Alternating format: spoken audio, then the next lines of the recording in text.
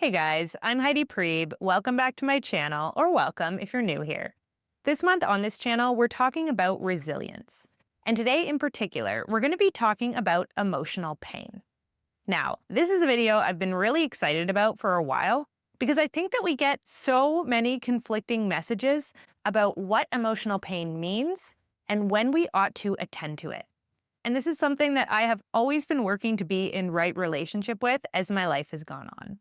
I grew up a natural repressor, so emotional pain would not make it into my awareness very often. But what would happen is I would have a whole bunch of secondary defense mechanisms that would come out screaming and wreaking havoc on my life when I was in pain that I couldn't recognize. And then, as I went through my healing journey, I learned to hone in and really focus on emotional pain, to use it as a teacher and to give it credit for the role that it plays in keeping me an emotionally healthy person. But I found that on either end of the spectrum, I was actually struggling to understand what emotional pain required attention and what didn't. So on the suppression side of things, I was struggling to understand why my life was so rife with addictive behaviors, compulsive behaviors, relationship problems. I couldn't really find the source of where all of this was coming from. And then on the other side of the spectrum, when I got super attuned to my pain and really good at responding to it, I eventually reached a point where I had to sit down and ask myself the question, am I over attending to pain? Like, I haven't felt joy or happiness or excitement in a while. What is the role of healthy suppression, so of choosing not to attend to pain, versus knowing when it's there and needs our attention? And so that's exactly what we're going to go over in this video. Now, I want to be clear that the pain rating scale I'm referencing in this video is a metaphor. This is not a clinical measuring tool for rating emotional pain. I'm sure one might exist somewhere. But basically, where I came to this metaphor that we're going to go into shortly is I came across a chart online that was describing the different levels of physical pain. So from 0 being no pain and feeling completely normal in one's body, to 10 being essentially pain that would cause us to shortly go unconscious, and everything in between. And I thought it is so cool and helpful to have this as a model of how to judge where we're at in terms of physical pain, because we don't necessarily know what someone else's 5 means versus what our 5 out of 10 on a pain scale means.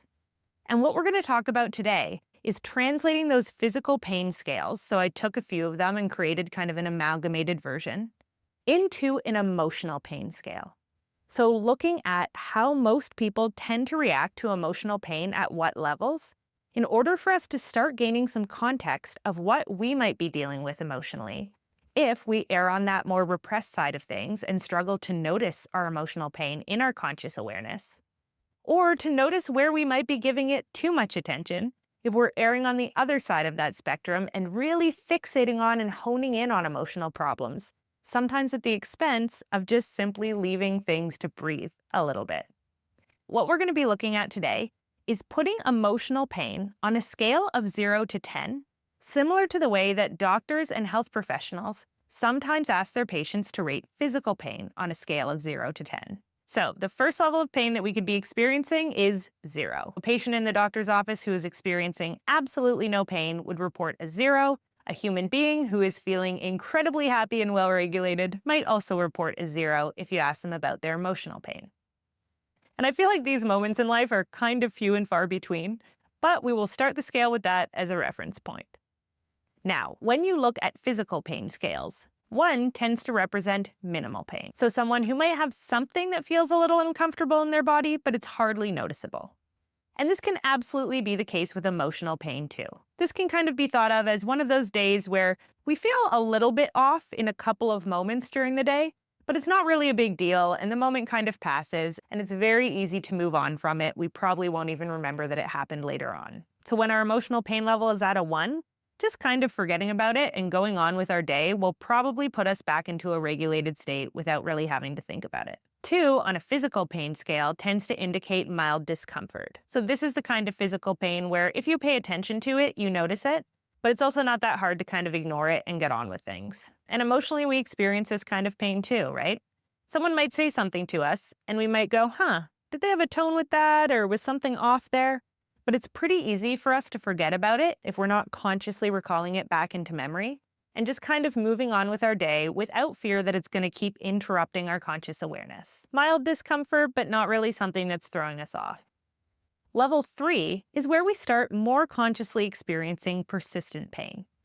So, on a physical pain scale, level 3 is generally categorized as pain that's uncomfortable but tolerable. So, having something going on in your body that bothers you, but is usually easy enough to ignore. On an emotional level, this might be akin to having a kind of off day, or having a conversation with someone that kind of irks you, but you don't really feel existential about the pain yet. You're not preoccupied with thoughts of everything falling apart. You're maybe a little irritated or just grumpy, but you can choose to divert your attention and focus on other things at will. So, these levels of pain, everything from 0 to 3, is what I would group in as absolutely normal, maybe even unusually good emotional functioning. It might be the types of pain that we experience when we are either growing into a new habit, so we're trying to do things differently and we're getting a little annoyed or frustrated in the process, but we can choose to deal with that frustration at will. This kind of pain might also be side effects of other things in our lives that are going well. So starting a new relationship, but having to adjust to little things like there are parts of sleeping over at this person's house that I don't like as much as sleeping in my house, or feeling some nervousness at a new job. Or they might be subtly pointing at areas of our lives that are going to need some course correcting if we keep moving down the path we're moving down. So little problems that are cropping up en route to some other direction we're moving in. And this is really great if we can draw our attention to those things and course correct right at the beginning. Let's say you're getting to know someone new, and there's a small thing they do that kind of annoys you. This might be a good time to just ask about it or bring it up and see if there's a different way you can do that thing so that it doesn't get more annoying to you as time goes on. But essentially, when it comes to 0 to 3 level emotional pain, what we want to keep in mind is that we're still at choice when it comes to when we are attending to this pain. So we don't need to stop everything to deal with this stuff. Generally, we can fit it into our schedule and the rest of the time carry on as normal without getting distracted by feeling dysregulated. So you're probably suppressing this stuff when you need to do things like go to work and then choosing times to talk to your friends about it or decompress after a stressful day or whatever it is. But again, you are at choice here, and also you probably want to make sure that you're attending to this stuff as your second or third priority, not your first. Now, level 4. This is where pain starts intruding more consciously into your experience. So 4 on a physical pain scale tends to indicate moderate and persistent pain. So pain that we notice all of the time and cannot find a way to fully adapt to. On an emotional level, this might mean that we're going through something in our personal lives that is a little bit on our mind all of the time. We can't really find a way to just detach from it and get on with our day fully. Now, this is the point in the pain scale where we really start seeing differences in how people with more secure attachment systems are going to respond to pain versus those with more insecure attachment styles. If you are secure, this is generally the level at which consciously your thoughts start orienting around whatever it is that you're feeling pain over. If you are insecurely attached, this might be where you start feeling dysregulated but can't pinpoint why.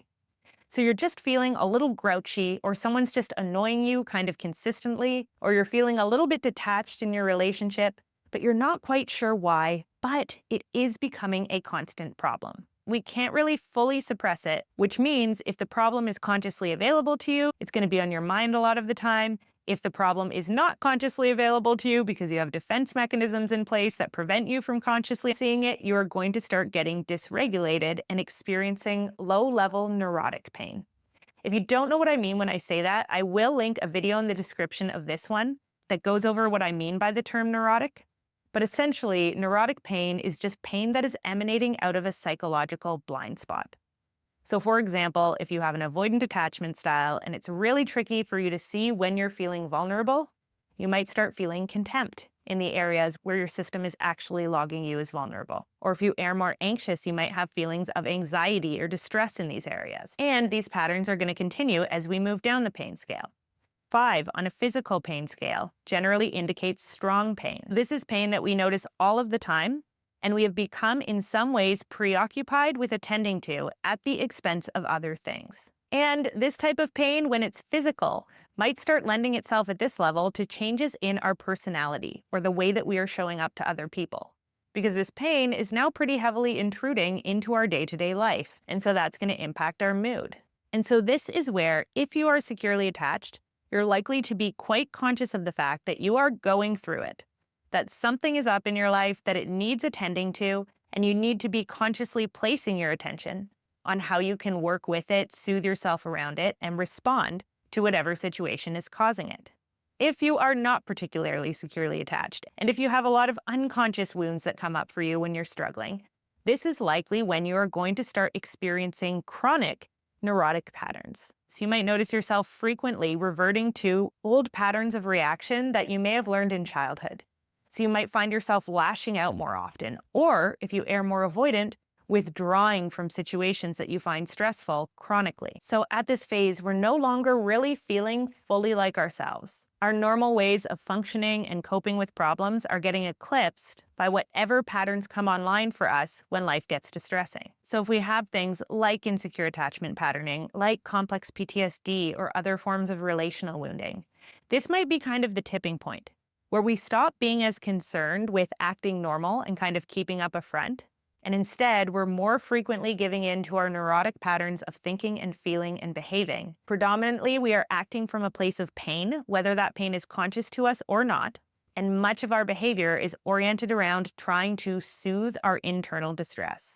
Again, even if we are not conscious of what that internal distress is. So let's say I'm experiencing separation anxiety, but my system doesn't clock that because maybe I err more avoidant. But suddenly I notice I'm becoming really rigid and inflexible in my behavior because I'm chronically trying to keep at bay the feelings of anxiety that my system is pummeling me with. Or maybe I notice that more days than not, I'm comfort eating instead of eating what my body actually craves and wants. Because again, I'm feeling pain on a level that is not necessarily conscious to me, but that my body is still consistently now trying to regulate around. Level 6 on a physical pain scale is generally categorized as intense. So at this level, we are struggling to do things like think clearly, hold down a job, have a normal social life, because we are so preoccupied with our consistent pain. Now, on an emotional level, again, for a secure person, this is generally the point where they go, okay, I now need to rearrange some things in my life in order to attend to this pain. So it has eclipsed my ability to meet the demands of my life well. Maybe I need to take some time off work. Maybe I need to call in a support system, so ask someone to come stay with me for a while. Maybe I need to get myself into therapy or find some other support networks because it's clear that this pain is now interfering significantly with my ability to manage my life effectively. And if we are not in that secure type of programming, where we are able to A, recognize that we're in pain in the first place, and B, give ourselves the permission we need to call in support, to seek that out, to accept it. What might happen is that our maladaptive coping mechanisms might be getting really compulsive at this point. So we might be feeling really withdrawn or really desperate to be in connection with someone who can help soothe our pain at almost all times. If we have CPTSD or toxic shame, this might be the point where we start shaming ourselves super heavily because we recognize that we're no longer meeting the demands of our day-to-day life very well. But instead of clocking that the reason we're struggling so much is because we're in pain, we might just tell ourselves the story, I am just not trying hard enough, or I'm just not doing as good a job as other people, without looking at the resources that we are lacking. So that could be things like social support, stability, financial security, all of these things that go into keeping us regulated. If we're not cognizant of those, we might just go into shaming ourselves when we're struggling to cope if our unconscious pain has reached a certain threshold, rather than looking at this as the point where we most need to give ourselves grace and be willing to adjust our circumstances in order to give ourselves a chance at getting better. So this range, the 4 to 6 range, is when you are in an involuntary relationship with pain. It is there, it is present, it is persistent, and it is messing up your life. And it does not care if you have other responsibilities. It is going to intrude into your awareness. Either, again, through direct thoughts about the pain, if you're able to consciously access those, or through obsessive thoughts about some form of coping mechanism that you have developed as a soothing mechanism around the pain. Now, at these levels, levels 4 to 6, you need an action plan to address the pain. So this is at the point where suppression is not going to work anymore, and it is only going to make things worse. But it's maybe not yet at the level where you need to completely reorganize your entire life and do nothing but attend to the pain. So this might be something like recognizing, depending on where you're falling between that 4 to 6 range, that it's time to intentionally devote some of your resources to this problem. So for myself, when I find myself in this range, it's generally when I go, okay, is it time for me to take a little bit of time off work or call up someone in my network and start getting direct emotional support about this problem? Is it time to schedule an extra therapy session? Is it time to funnel some of my vital resources, like time, energy, and money, towards getting better at managing this pain and finding a way to deal with whatever is causing it in a way that will not cause it to get worse? And everything we've talked about so far, from level 0 to level 6, is completely and totally normal pain levels that are absolutely just akin to being alive. So secure people frequently experience pain between levels of 0 to 6 all the time, and they have resources for coping with it because they're able to consciously recognize it. So a lot of the skill of moving from insecure to secure attachment is actually being able to recognize when we're in pain and being willing to consciously attend to it in a way that is non-destructive, or at least making conscious trade-offs about it. So yeah, maybe we're going to spend a little bit of time or money on solving this problem, but we know what trade-offs we're making and we're at choice about it. We are not simply letting the pain take over and watching our lives crumble in a way that we feel out of control of. And a lot of the work when it comes to getting to that point is simply learning to not ignore pain when it is at a 4 to 6 level, and instead to use things like flare-ups of our addictive behaviors or our neurotic thought patterns as indications that we are probably in psychological pain that we are not consciously noticing or processing. And so we can actually use those as clues that it's time to start attending directly to pain before it crosses the next threshold. Because at level 7, on a physical pain level, pain becomes unmanageable. And I really like this word because the word unmanageable is one that you see used all over the place in 12-step literature. Programs like Alcoholics Anonymous and other programs that deal with addictive patterns really encourage people to look at the point at which their addictive behaviors meant that they were no longer able to manage the priorities of the rest of their lives.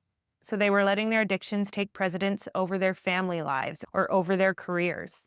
And so this is what happens when we reach emotional pain level 7 or above. The pain becomes unmanageable and it starts impacting the rest of our lives involuntarily. We are now consciously or unconsciously in pain all of the time, and most of our unconscious resources are directing themselves at trying to get the pain to lessen. So believe it or not, if you have something like complex PTSD or toxic shame, this might be the state that you are in quite frequently, where essentially your whole psyche is so wounded and filled with so much shame and unconscious pain that it's really hard for you to live a normal life. So at this point, we're probably really struggling to maintain close relationships, to hold down a job, to pay our bills on time, or to do other activities that essentially allow us to engage with society. And in some ways, we might feel totally out of control when it comes to our addictions or compulsions or thought patterns that feel self-defeating. At this point, it feels like our pain is eclipsing our ability to lead a normal life. And this is often a place we arrive to precisely because we don't know how to address pain at the lower levels. And so then the compulsions or the addictive patterns that we develop to start numbing out pain at those lower levels create secondary problems that snowball until we get to a place where it's really tricky for us to meet the demands of regular life. Again, compounded by the fact that we are not looking at our pain and calling it pain. We are looking at our pain and calling it us being not good enough. So a big part of this process is actually associating to whatever it is that feels emotionally painful in our lives, making it conscious for ourselves, and then dealing with it directly through therapy, support groups, social networks, whatever it is, so that these things don't snowball as often into this realm of unmanageability. Level 8 on the physical pain scale is severe pain. So pain that makes it hard to think about anything else and that we just want to relieve at any cost. And this is very often akin to what it feels like to be in a trauma response. A severe trauma response is going to put us in that 8 to 10 range, where we are no longer even consciously thinking about what we want to do. We are just taking action to get the intolerable feeling out of our bodies as quickly as possible. So we're no longer really at choice, and we're kind of just reacting from instinct at this level. And this is a really beautiful thing to have compassion for yourself about. So I remember getting to a point in my healing journey where I realized it had been a long time since my life had felt unmanageable, which was really cool because my life felt unmanageable for most of my life. But every now and then I would still flip into an occasional 8, where I would have a trauma response that would come online and I didn't care what I had to do. I would pay any price to simply get out of that pain. And having compassion for that and recognizing I'm doing this not because I'm a failure, but because a trauma response has spiked my emotional pain levels up to an 8, where my system is willing to do anything to get rid of the pain, allows me to work with this in context and look at the problem as it actually exists. When we are at levels 7 and 8 in terms of emotional pain, we basically need support. So we need things like therapists or mentors or support groups to help us find non-destructive ways of regulating, because our emotional pain has become so all-encompassing that it's now challenging for us to find our way out on our own. So this is once again where we really want to be reaching out to people or organizations that can provide support for those who are in crisis.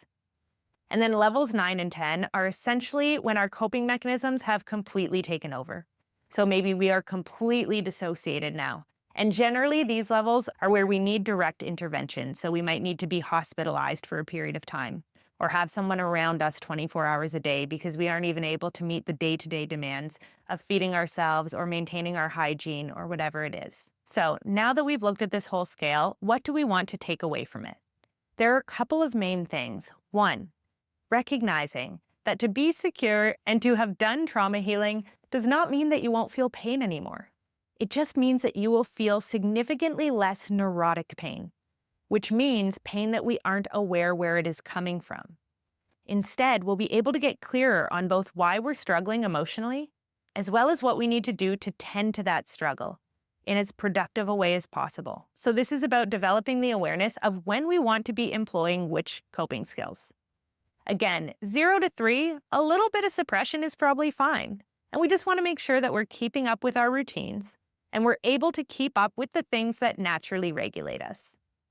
Then levels 4 to 6, this is where we want to start actively rearranging things in order to cope with our pain. So when I'm going through these periods, I like to think of it as my job, whether it's part-time or full-time, depending on what's happening, right now is to attend to my own mental health. So that might mean putting 15 to 20 hours in a week towards doing activities like seeing friends or getting rest or things that I know are going to regulate me. This is likely to save me from tipping towards that level 7 where my life starts becoming unmanageable. And what we also want to remember is that if we do tip into that 7 or beyond range, the most important thing to do is to not shame and blame ourselves for ending up there, but to look at this as our system's natural response to pain and to start looking for help that can help get us back on track. At the 7+ range, we need to be basically attending to our pain at the expense of almost anything else, because otherwise we will be neurotically coping at the expense of anything else. So this might be time where you actually need to take a leave of absence from work and get yourself into some form of treatment that can help you deal with the level of pain you are experiencing. It might be where you ask someone to move in with you full-time for a while because you don't necessarily trust yourself to cope in a way that isn't going to put you in harm's way. So this is the point at which we need to be intervening in our own lives because otherwise we might reach a crisis point. And the cool thing is, no matter where we start on this scale and no matter where we move up or down, the more awareness we have, the more we are able to actually tackle our problems at the core. So if we are suppressing when we need to be rearranging, we can notice that and we can go, you know what? Actually, right now, I need to tend to my mental health pretty intensively. And we can stop that snowball from worsening. But it also means that if we're going through a period where we do need to tend to our pain full time, we don't have to shame ourselves for that anymore. Just like a person experiencing level 7 or 8 pain physically could not meet the demands of everyday life, Neither can a person who is experiencing level 7 or 8 pain emotionally. Sometimes it really is time to stop and attend to ourselves at any cost. And then as we heal and get better, we can also use the pain scale to determine what we can now take on again that we temporarily had to put on hold while we were dealing with our emotional pain or mental health.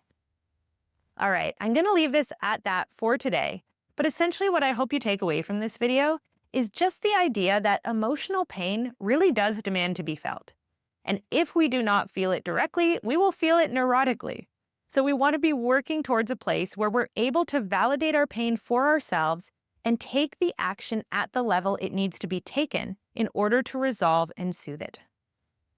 All right, any questions, comments, curiosities popping up for you as you've gone through this video, please leave them in the comment section below. As always, I love you guys. I hope you're taking care of yourselves and each other, and I will see you back here again really soon.